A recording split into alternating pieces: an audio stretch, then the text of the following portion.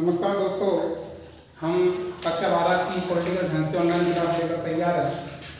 जैसा कि आप सबको पता है, कक्षा 12 का कोर्स परिवर्तन हो चुका है, तो नए स्तर से जो किताबें आई है उनको लेकर हम आपके सामने हाजिर हैं। अभी कोर्स पूरी तरीके से इश्यू किया नहीं गया, आया नहीं है, बाजार में उपलब्ध नहीं है।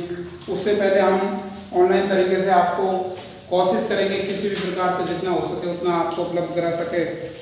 तो जो पहला पार्ट है राजनीतिक विज्ञान का, वो है शीत युद्ध का दौर। अब शीत युद्ध का दौर देखने से पहले अपन कुछ छोटी सी बातें जिनको देखने की कोशिश करेंगे। देखिए, आपको थोड़ा ये बात ध्यान रखना जरूरी है। नॉर्मल सी बातें हैं कि प्रथम विश्व युद्ध कब लड़ा गया। प्रथम विश्व युद्ध, ध्यान रहे, प्रथम विश्व युद्ध लड़ा गया था 1914 से 1918 तक, और इसका तात्कालिक कारण था ऑस्ट्रिया के राजकुमार फर्नांडिस की हत्या।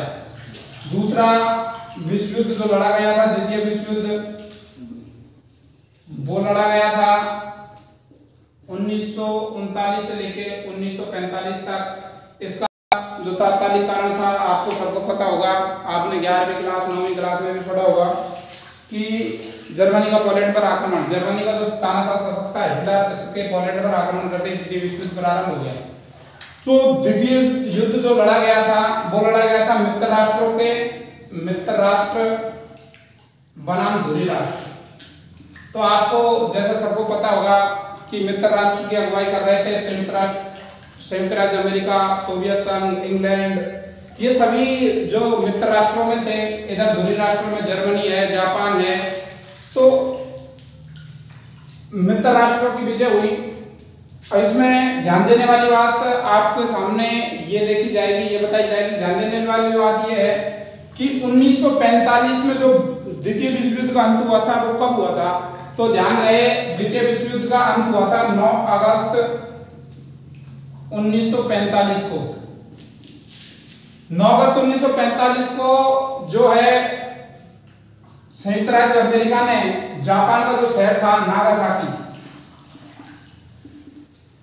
इस पर परमाणु बम डाला था, और इसी के साथ ही जापान ने घुटने टेक दिया। जापान के घुटने टेकते ही द्वितीय विश्व युद्ध का अंत हो गया। इससे पहले मैं आपको थोड़ी और बातें बता देता हूं कि जो संयुक्त राज्य अमेरिका ने जापान के 2 शहरों पर बम डाले थे। एक डाला था 6 अगस्त 1945 को, वो डाला गया था हिरोशिमा नामक शहर पर। दोनों शहर बिल्कुल नष्ट हो गए। आपकी किताब के अंदर है ये बातें कि 6 अगस्त 1945 को हिरोशिमा नामक ये शहर था जापान का, इस पर परमाणु बम डाला गया था जिसका नाम था लिटिल बॉय। ध्यान रखना है, इनका नाम भी ध्यान रखना है आपको, क्योंकि ये नाम पूछा जा सकता है 1 नंबर के क्वेश्चन में। जो 6 अगस्त 1945 को हिरोशिमा पर जो परमाणु बम डाला गया था उसका नाम था लिटिल बॉय, और इसका वजन था 15 किलो।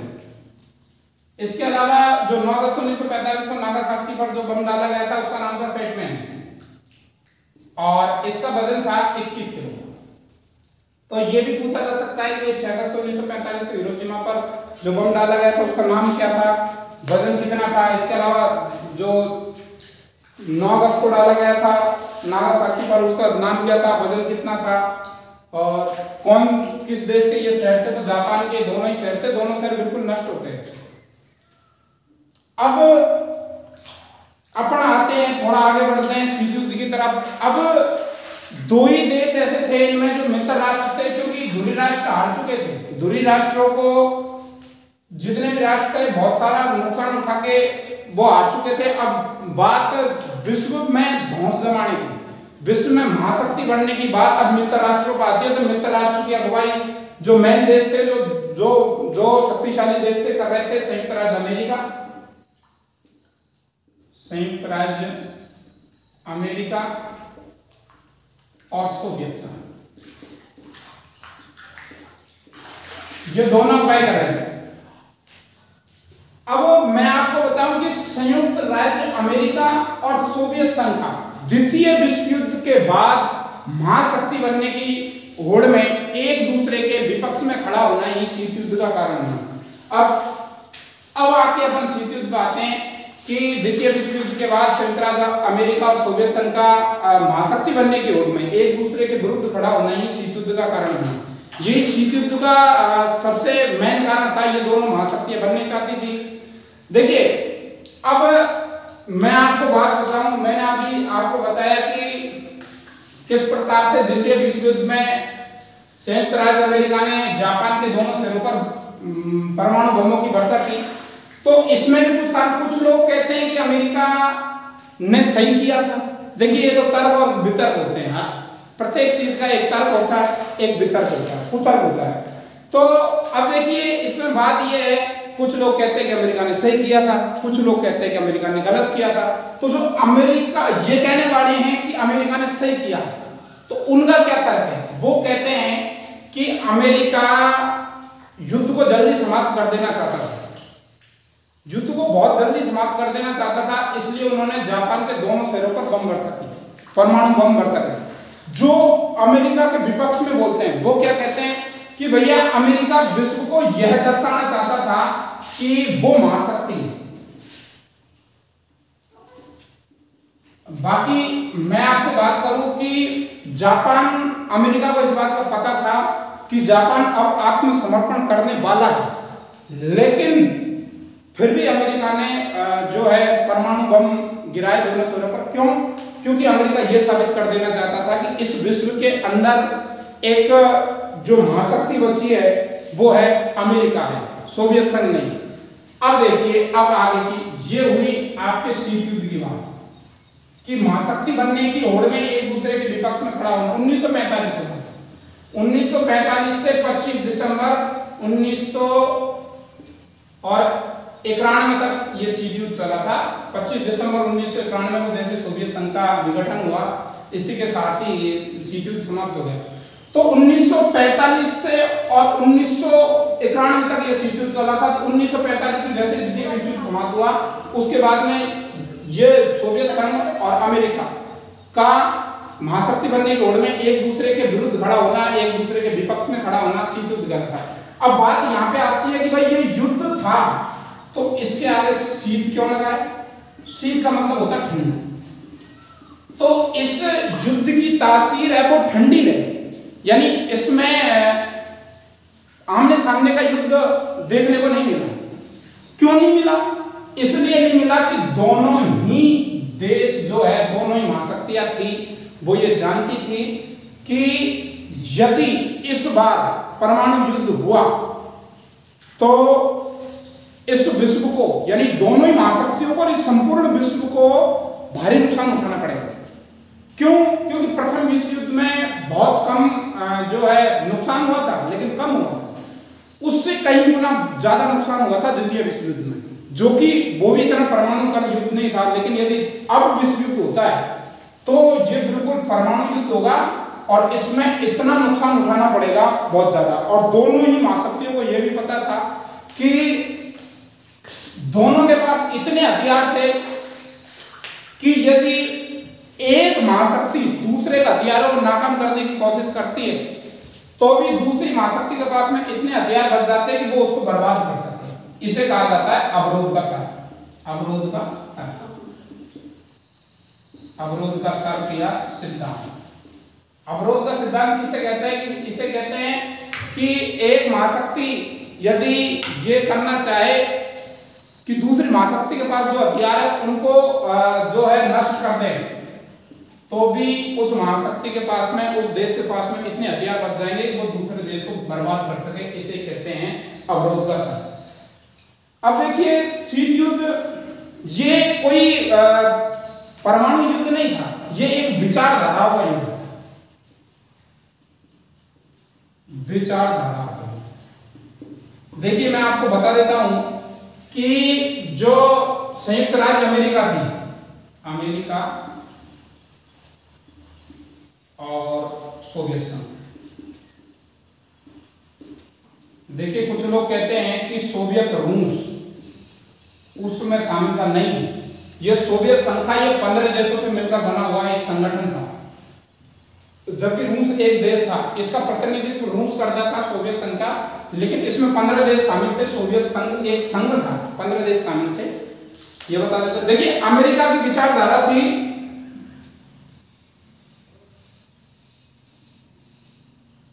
पूंजीवादी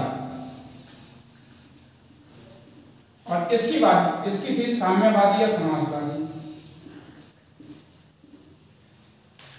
इस विचारधारा के अनुसार व्यक्ति का जो जीवन है उसमें सरकार का हस्तक्षेप कम से कम हो, जो भी कार्य है उसमें सरकार का हस्तक्षेप कम से कम हो, सारा काम निजी क्षेत्रों में हो जाना चाहिए। ये विचारधारा थी। इसमें सबका स्वामी राज्य को माना गया, यानी जो है राज्य सभी चीज का मालिक था। इसमें यह कहा जाता था कि भाई निजी हाथों में ज्यादा से ज्यादा काम निजी हाथों में होना चाहिए। अब देखिए अपन अब बात करेंगे शीत युद्ध के जो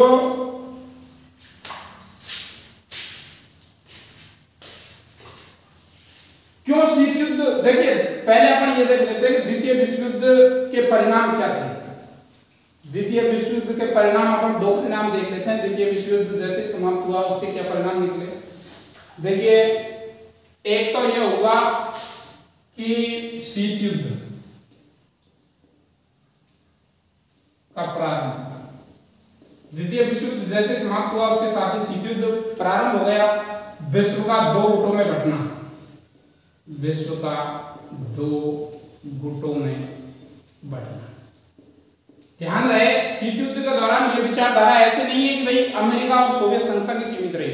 इन्होंने अपनी विचारधारा में विश्व के सभी देशों को मिलाना प्रारंभ कर दिया, यानी विश्व लगभग बहुत सारा विश्व दो भागों में बढ़ चुका था। अब इसकी जो शुरुआत हुई थी वो हो गई थी यूरोप से।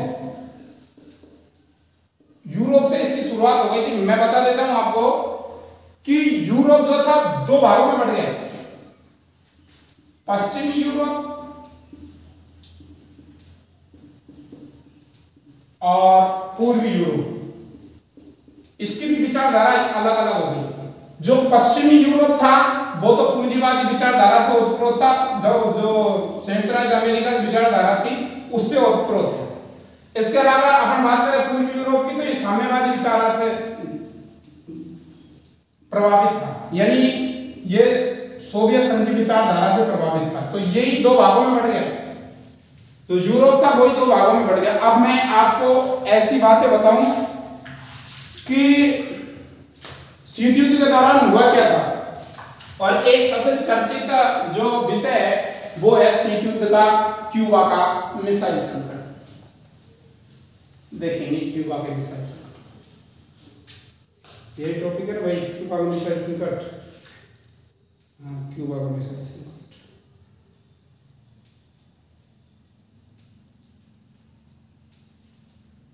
हाँ, तो देखिए क्यूबा का मिसाइल संकट,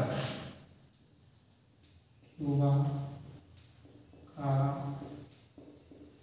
मिसाइल संकट। देखिए शीत युद्ध का दौरान, देखिए क्यूबा की एक परिस्थिति मैं बता देता हूं कि क्यूबा अमेरिका का तटीय देश है, बिल्कुल अमेरिका से लगा हुआ देश है। अमेरिका का तटीय देश है क्यूबा, अमेरिका का तटीय देश। क्यूबा अमेरिका का तटीय देश है, लेकिन यहां की विचारधारा थी वो है साम्यवादी विचारधारा। चक्कर पड़ गया भाई, पड़ोसी अमेरिका का और विचारधारा सोवियत संघ की। अब देखिए कुछ चीजें हैं आपको याद रखनी है कि उस समय क्यूबा के जो राष्ट्रपति थे वो थे फिदेल कास्ट्रो।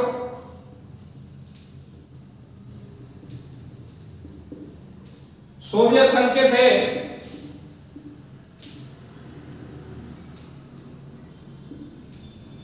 निकिता क्रुश्चेव।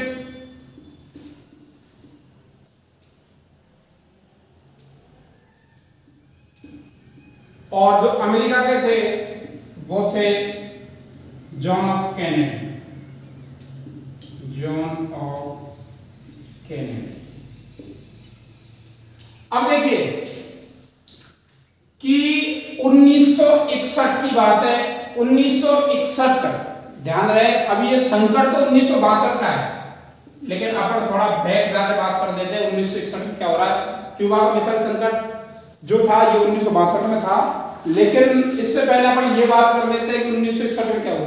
1961 में जो सोवियत संघ था उसको यह चिंता सता रही थी कि कहीं जो अमेरिका है वो क्यूबा पर आक्रमण नहीं करती। इस बात की चिंता सता रही थी सोवियत संघ कि कहीं अमेरिका क्यूबा पर आक्रमण नहीं करती।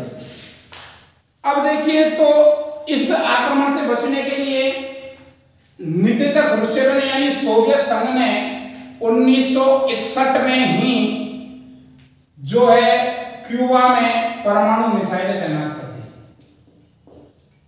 परमाणु मिसाइलें तैनात कर दी।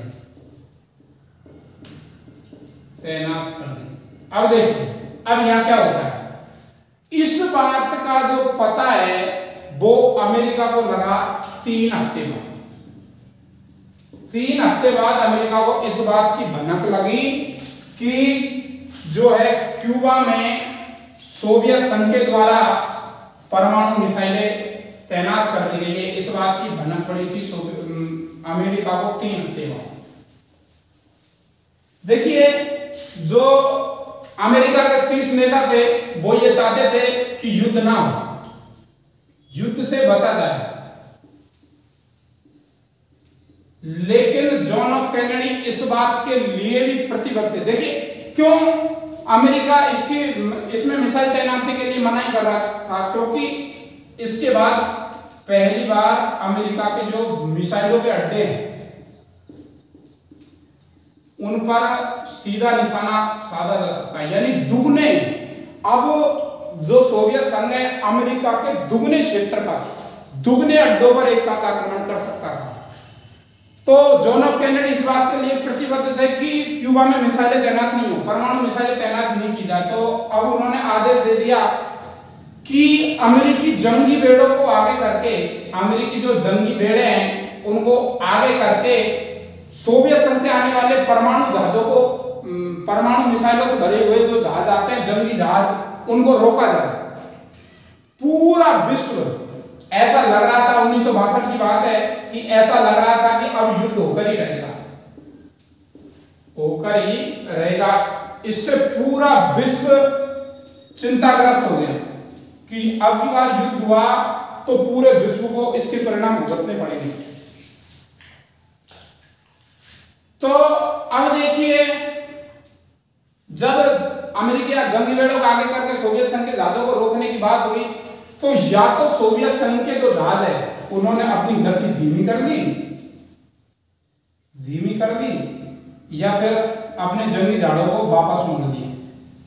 इस प्रकार से इसे ही क्यूबा का मिसाइल संकट के नाम से जाना जाता है। इस प्रकार ये जो विश्व है, तृतीय विश्व युद्ध से बच गया। क्योंकि ये बचने का काम यही है कि दोनों ही नहीं चाहते थे कि युद्ध हो। पहले तो अमेरिका ने थोड़ी ढील दी थी, तो संयुक्त राज्य सोवियत संघ ने यहाँ पर मिसाइलें तैनात कर दी। जैसे ही अमेरिका ने अपना रुख अपनाया, वैसे ही सोवियत संघ ढीला पड़ गया। उसने अपने जंगी जहाजों को यार वापस मोड़ लिया या उनकी गति धीमी कर दी। इस प्रकार से ये क्यूबा के मिसाइल संकट में यहाँ पर बचा गया। अब देखिए, मैं आपको बता रहा था कि शीत युद्ध क्या है। अब इसके बाद भी थोड़ा हल्का और देख ले। मैं पहले भी आपको बता चुका हूँ शीत युद्ध क्या है, एक बार और देख ले, क्योंकि आपको पृष्ठभूमि तैयार करना जरूरी है। क्योंकि आपने 11वीं का भी कोर्स पढ़ा नहीं है जो आप इतनी अच्छी तरीके से इन चीजों को पकड़ पाए। तो देखिए, शीत युद्ध क्या है, नाम से ही पता चल रहा, शीत युद्ध, शीत यानी ठंडा, यानी ये युद्ध ठंडा रहा।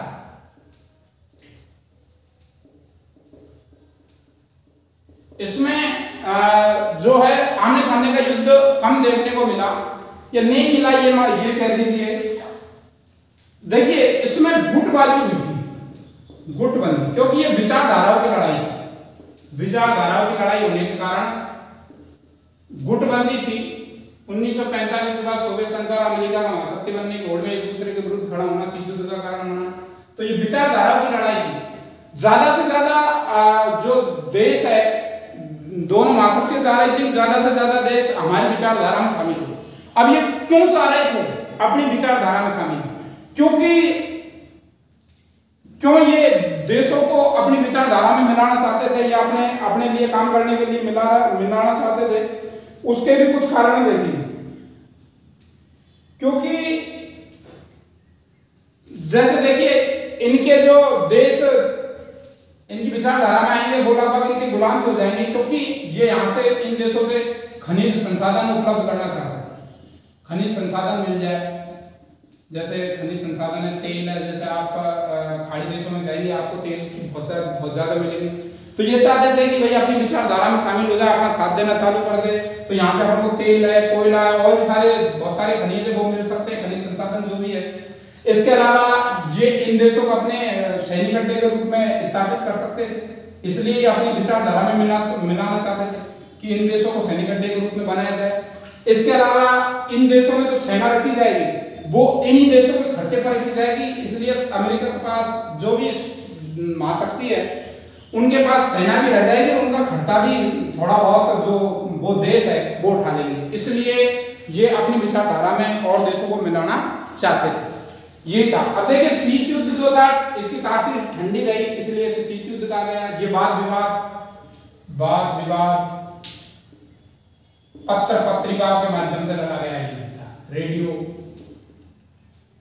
इनके माध्यम से लड़ा गया युद्ध था। इसमें ऐसे मौके बहुत कम आए जब आमने सामने की युद्ध देखने को मिले, जैसे बर्लिन जो आपने देखा, अभी मैंने बताया क्यूबा का मिसाइल संकट, यहाँ पे आमने सामने का युद्ध हो सकता था, लेकिन दोनों महाशक्तियां चाहती नहीं थी कि आमने सामने का युद्ध हो, इसलिए तो ये शीत युद्ध हो गया। मैंने आपको बता दिया क्यों अपने गुट में शामिल करना चाहते थे देशों को। इसके लिए यहाँ से 2 नंबर का क्वेश्चन बन सकता है, या क्यूबा का मिसाइल संकट है 4 नंबर का क्वेश्चन बन सकता है। देखिए क्यूबा का जो मिसाइल संकट था वो शीत युद्ध का चरम बिंदु था, यानी यहाँ पर तृतीय विश्व युद्ध हो सकता था, बिल्कुल चरम बिंदु था। तो यहाँ से क्वेश्चन पूछा जा सकता है कि क्यूबा का मिसाइल संकट शीत युद्ध का चरम बिंदु था क्यों, या सीधा पूछा जा सकता है कि क्यूबा के मिसाइल संकट के बारे में आप क्या जानते हो, तो कैसे भी जो है क्वेश्चन पूछा जा सकता है। अब देखिए, अब आपको बताने अगला टॉपिक अपना शीत युद्ध के दायरे। एक और देख लेते हैं, थोड़ा सा टॉपिक बीच में अपन रह गया था अपने, तो वो देख लेते हैं।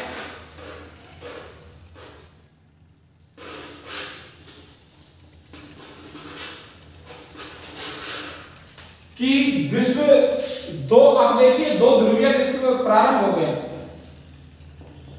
2 ध्रुवीय विश्व का अब देखिए 2 ध्रुवीय विश्व प्रारंभ हो गया, क्योंकि अब देशों के पास 2 ही ऑप्शन थे कि या तो वो सोवियत संघ के गुट में जाए या फिर अमेरिका के गुट में जाए, तो पूरा विश्व लगभग 2 गुटों में बट गया। अब 2 ध्रुवीय विश्व का प्रारंभ हो गया, सब देश जो दोनों गुटों में बट गए। तो देखिए इसके साथ साथ एक महत्वपूर्ण घटना मैंने आपको बताई थी यूरोप की हुई थी, कि यूरोप कोई देश नहीं है भाई, यूरोप महाद्वीप, तो यूरोप महाद्वीप 2 भागों में बट गया, पश्चिमी यूरोप और पूर्वी यूरोप के जो देश थे उन्होंने अमेरिका का साथ दिया, पश्चिमी यूरोप के जो देश थे उन्होंने सोवियत संघ का साथ दिया। यहाँ पर ध्यान देने वाली बात यह है कि अब गुट बने तो यहाँ पर कुछ संगठन भी बनाए गए छोटे छोटे। तो पश्चिमी यूरोप के देशों ने अमेरिका के नेतृत्व में एक संगठन बनाया था, उसका नाम था नाटो, जिसकी स्थापना हुई थी 1949 में। यानी इस नाटो के जो देश थे,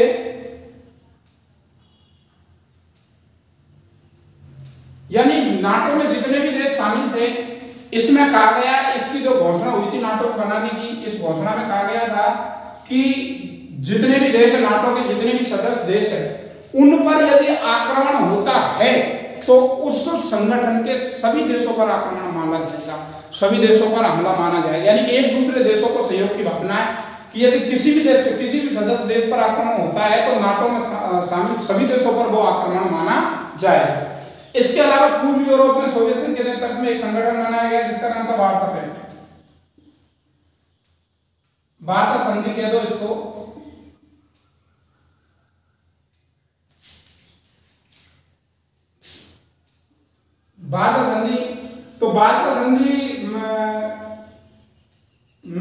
जो देश थे उन वार्षिक संधि के एक ही लक्ष्य था कि नाटो में शामिल देशों का मुकाबला करना, नाटो में सम्मिलित देशों का मुकाबला करना, बस इसका एक ही उद्देश्य था। वार्सा पैक्ट जो वार्सा संधि थी इसको बनाने का एक ही उद्देश्य था, वार्सा संधि संगठन, इसका एक ही उद्देश्य था कि नाटो में सम्मिलित देशों का मुकाबला करना। देखिए नाटो का पूरा नाम मैं आपको बता देता हूं, उत्तरी अटलांटिक संधि संगठन, NATO, North Atlantic Treaty Organization, यानी उत्तरी अटलांटिक संधि संगठन, यह बनाया गया था। अब देखिए इसके अलावा एशिया में भी गुट बने, एशिया के बहुत सारे देश अमेरिका के साथ गए, तो एशिया में भी कुछ बने, जैसे एशिया में बने एक तो सीटो,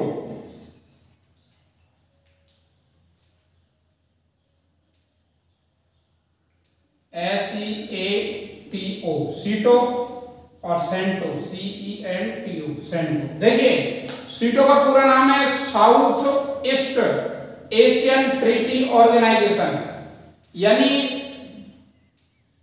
दक्षिणी पूर्वी एशियाई सहयोग संधि संगठन। इसके अलावा सीटो का पूरा नाम है सेंट्रल ट्रीटी ऑर्गेनाइजेशन, यानी केंद्रीय संधि संगठन। एशिया में भी संगठन बने थे, संयुक्त राज्य अमेरिका के नेतृत्व में दोनों संगठन बने थे, सीटो और सेंटो, यानी South East Asian Treaty Organization, यानी दक्षिणी पूर्वी एशियाई देशों का संधि संगठन। इसके अलावा बात करें सेंटो तो सेंट्रल ट्रीटी ऑर्गेनाइजेशन, यानी केंद्रीय संधि संगठन, ये बने थे। आगे अपन बढ़ते हैं तो अगला टॉपिक जो अपना है वो है शीत युद्ध के दायरे। देखिए मोबाइल के अंदर से टॉपिक देखने पड़ रहे, किताब के हमारे पास अभी उपलब्ध है नहीं, तो जितना भी आपको मैटर मिल रहा है जल्दी से जल्दी भेजने की कोशिश करेंगे। एक बात ध्यान में रखना कि ये नहीं है कि मैं सिर्फ आपको पढ़ाऊंगा, आपके लिए नोट्स भी उपलब्ध कराए जाएंगे, और वो नोट्स आपको कहाँ मिलेंगे वो भी बता देता हूँ कि आपका एक जो है व्हाट्सएप ग्रुप बनाया जाएगा, और जैसे ये वीडियो का जो डिस्क्रिप्शन है उसमें आपको लिंक मिल जाएगा, तो उसमें आपको जितना भी पढ़ाया जाएगा उसका नोट्स आपको तुरंत उपलब्ध कराया जाएगा। जिस प्रकार से जैसे वीडियो डलता है 1-2 दिन में, उसके बाद में आपको डिस्क्रिप्शन में एक लिंक दिया जाएगा, उसमें आपको जो है उसका लिंक मिल जाएगा। जिस व्हाट्सएप ग्रुप बनाया जाएगा उस पर आपको, या इंस्टाग्राम ग्रुप, जैसे भी अपना सिस्टम बैठेगा वैसा कर देंगे जैसा आप चाहोगे, वहां पर आपको नोट्स मिल जाएंगे। इनके नोट्स बिल्कुल बनकर तैयार है, जितना मैं पढ़ाऊंगा उसके नोट्स पहले बनाता हूं, उसके बाद में पढ़ाता हूं। तो देखिए शीत युद्ध के दायरे,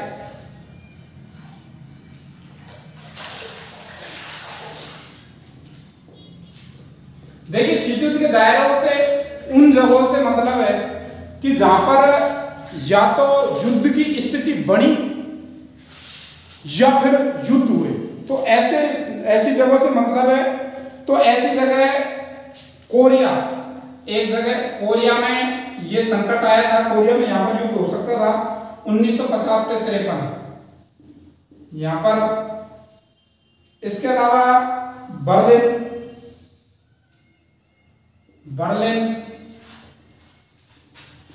1958 से 62, इसके अलावा कांगो, इन जगहों पर 1960, इन जगहों पर जो आपस में खेमे में बटे हुए देश है उनमें या तो युद्ध हुआ या होने की संभावना बनी, यही शीत युद्ध के दायरे। ऐसी जगह, ऐसे क्षेत्र जहां पर या तो युद्ध होने की संभावना बनी या सीधे तौर पर युद्ध भी हुए थे, लेकिन बात कुछ हद से ज्यादा नहीं बढ़ी। ऐसा नहीं हुआ कि जैसे प्रथम विश्व युद्ध हुआ था, छोटी सी बात को लेकर प्रारंभ हो गया, पूरा देश उसमें शामिल, पूरा वर्ल्ड उसमें शामिल हो गया और पूरे वर्ल्ड ने इसके परिणाम होते, जैसे द्वितीय विश्व युद्ध था। इस प्रकार से नहीं हुआ, इसमें यह हुआ था कि या तो युद्ध हुआ था या होने की संभावना बनी थी, लेकिन बात कुछ हद से ज्यादा नहीं बढ़ी, यानी ज्यादा बात बढ़ी नहीं, इतनी ज्यादा। इस प्रकार से अब देखिए, अब अपने पास सिर्फ दो ऑप्शन है। उस समय जो सीपीयू चल रहा था तो सभी देशों के, जो वर्ल्ड के जितने भी देश थे, उनके पास दो ऑप्शन है, या तो आप सोवियत संघ के गुट में शामिल होइए, सोवियत संघ के गुट में शामिल होइए, गुट में शामिल होना, या अमेरिका के गुट में शामिल होना। अब जो अफ्रीका और एशिया में हालत बहुत खराब थी, क्योंकि लगभग संपूर्ण अफ्रीका, संपूर्ण एशिया अंग्रेजों का अधीन है। अंग्रेजों, या फिर अंग्रेज नहीं कहे, अपने विश्व की कोई बड़ी शक्ति के अधीन थे। उसी समय ये देश आजाद हो रहे थे। अफ्रीका और एशिया में नव स्वतंत्र देशों के लिए स्थिति और भी कठिन हो गई, क्योंकि यदि किसी गुट में शामिल होते हैं तो दूसरे देश का विरोधी हो जाएगा। अब उनके लिए और भी जो है हालात बहुत खराब हो गए थे। अब उनके लिए कौन सा ऑप्शन उपलब्ध किया गया, कौन सा ऑप्शन उनके लिए आया, इसको पढ़ेंगे कल। जुड़ते जाइए और मैं आपको लाइव वीडियो बताता जाऊंगा। मैंने आपको बताया भी था कि भाई अपना जो इनके नोट्स है वो इंस्टाग्राम पे या व्हाट्सएप ग्रुप बना के, जो भी जैसा भी सिस्टम रहेगा आपको बता दिया जाएगा, तो उस पर आपको नोट्स उपलब्ध करवाए जाएंगे। लगातार आपको इतिहास, पॉलिटिकल साइंस, इसके अलावा हिंदी के भी वीडियो में उपलब्ध करवाता रहूँगा। तो चैनल को सब्सक्राइब करें और बेल आइकन को दबाएं।